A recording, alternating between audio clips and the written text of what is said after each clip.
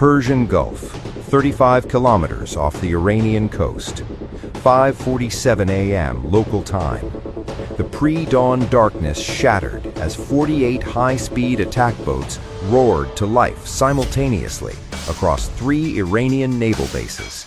Engines screaming, waves crashing against reinforced hulls. 320 Special Forces Commandos gripped their weapons as the boats exploded forward into open water at maximum velocity. This was it. 8 months of planning, countless rehearsals, years of tactical development, all converging on the next 11 minutes that would reshape naval warfare in the Middle East forever. The boats carved through the water at 52 knots, spray erupting in massive plumes as they accelerated into attack formation.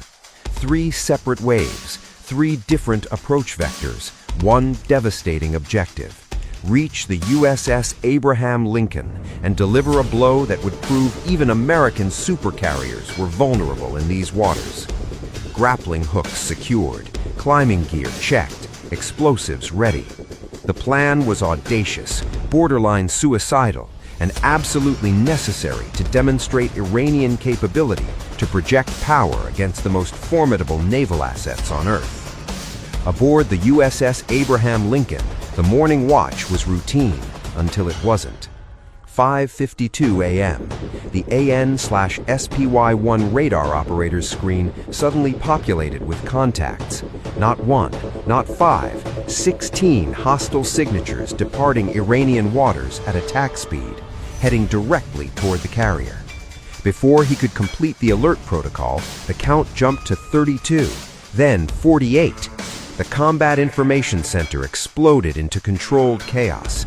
Captain Michael Richardson burst through the hatch, his eyes sweeping across tactical displays, showing an unprecedented threat picture. 48 boats, 300-plus hostile combatants, multiple approach vectors designed to overwhelm every defensive protocol in the Naval Warfare Manual. This wasn't harassment. This was a full-scale, coordinated assault on a United States aircraft carrier in international waters.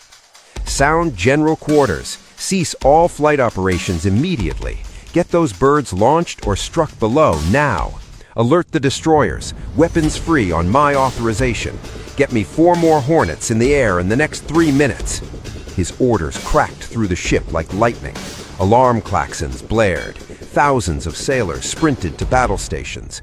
The entire 97,000-ton warship transformed from routine operations to full combat readiness in under 90 seconds.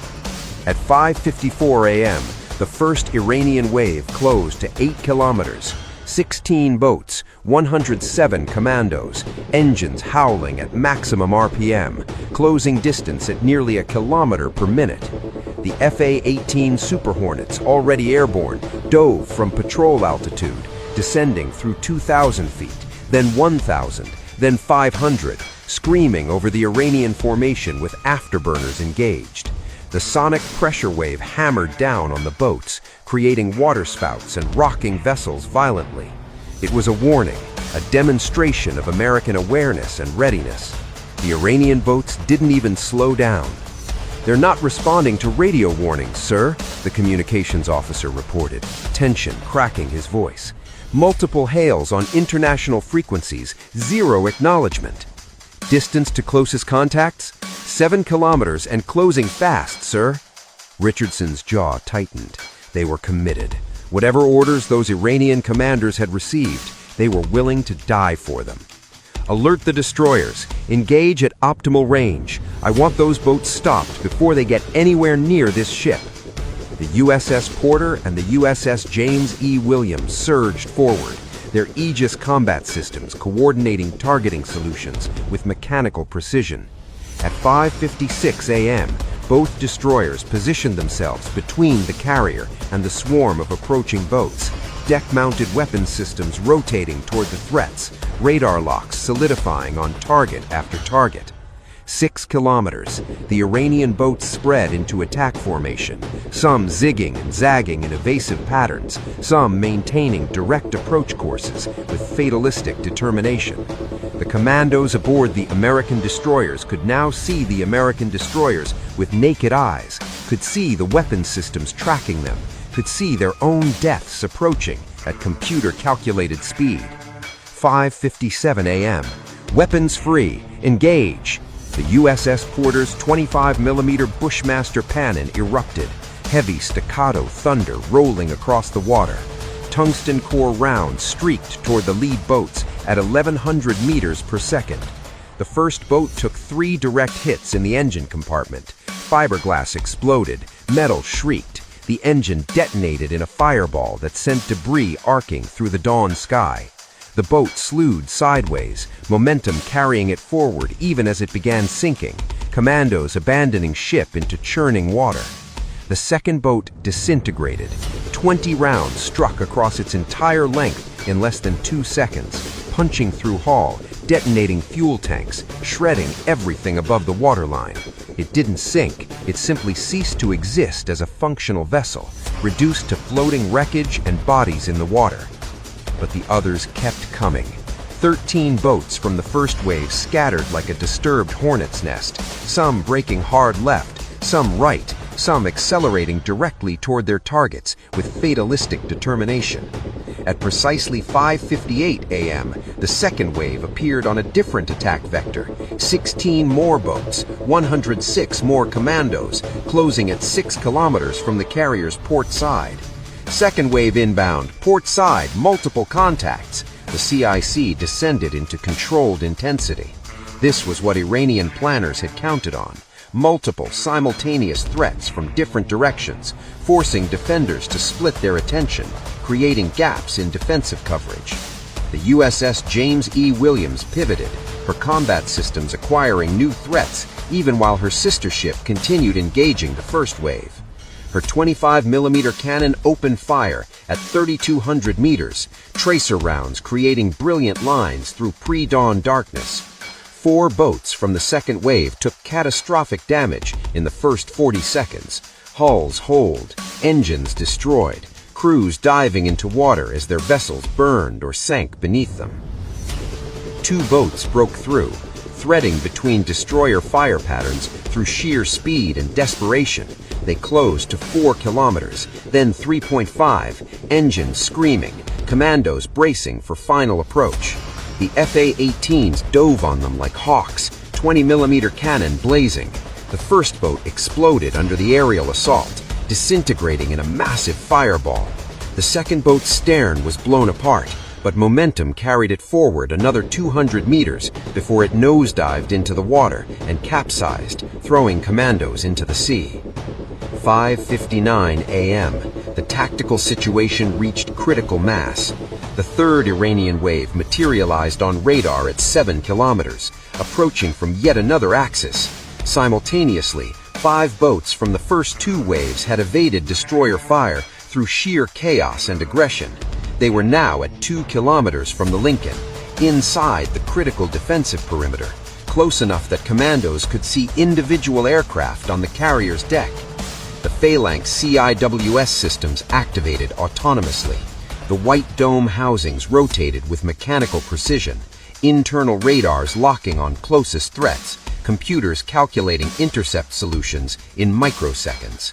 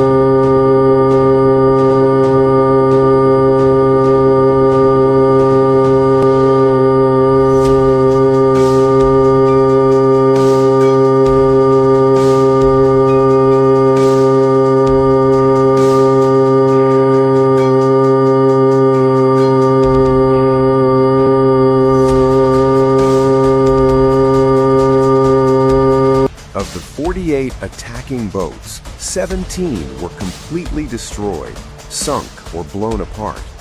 15 more were disabled, dead in the water, taking on seawater, their commandos either abandoning ship or desperately trying to keep vessels afloat. The remaining 16 boats were fleeing at maximum speed back toward Iranian territorial waters. The FA-18s circled overhead like predatory birds, tracking every retreating boat, prepared to engage if any attempted to regroup. 2 SH-60 Seahawk helicopters launched from the Lincoln's deck, moving to conduct damage assessment and begin recovery operations for survivors. In the water, 143 Iranian commandos floated in life jackets or clung to debris, watching American destroyers approach with shock, defeat, and relief that they had survived. These were elite fighters, men selected to represent Iran's finest military capabilities, now being pulled from the water as prisoners, their mission a catastrophic failure, their unit decimated. By 6:15 a.m., the USS Abraham Lincoln resumed normal flight operations, as if the previous 11 minutes had been a training exercise. The massive ship continued its assigned mission without deviation, without damage, without casualties. The engagement statistics were brutal in their clarity.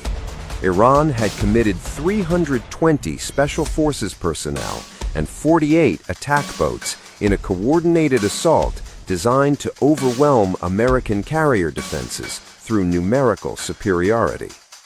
The American defensive response had destroyed or disabled 32 boats, 2/3 of the attacking force, in 11 minutes of sustained combat. Not a single American sailor was injured. Not a single American vessel sustained damage. The regional implications were immediate and far-reaching. In Tehran, Iranian military leadership faced catastrophic questions about operational planning. The political ramifications were severe, as hardliners who advocated aggressive action now faced withering criticism. In Riyadh and Abu Dhabi, the demonstration of American defensive capabilities against massed small boat attacks directly addressed Gulf states' primary naval security concerns, accelerating defense modernization programs and deepening cooperation with U.S. forces. The Strait of Hormuz, through which roughly 21 million barrels of oil passed daily, became the focus of intense strategic recalculation. Iranian threats to close the strait had long influenced regional security and global energy markets. The naval engagement demonstrated that American forces possessed both capability and willingness to defend freedom of navigation with overwhelming force. Within a week, oil futures markets reflected the new assessment as analysts incorporated reduced closure probability. Most significantly, the engagement fundamentally altered the calculus of deterrence in the Persian Gulf. Iranian asymmetric naval strategy had been built on the assumption that large numbers of fast attack boats could overwhelm larger conventional vessels. The engagement destroyed that assumption with empirical evidence. The psychological advantage Iran had maintained through decades of aggressive rhetoric about Gulf dominance evaporated in 11 minutes of actual combat. The USS Abraham Lincoln remained on station, conducting normal operations, projecting American power through presence. The message was unmistakable. 11 minutes of combat had not altered American naval operations in international waters by a single degree. The carrier would operate where international law permitted, defend itself with overwhelming force when threatened, and continue its mission regardless of Iranian objections. The Persian Gulf would never be quite the same. The regional balance of naval power had shifted measurably, permanently, in 11 minutes that proved technology, coordination, and preparation could defeat determination, numbers, and surprise.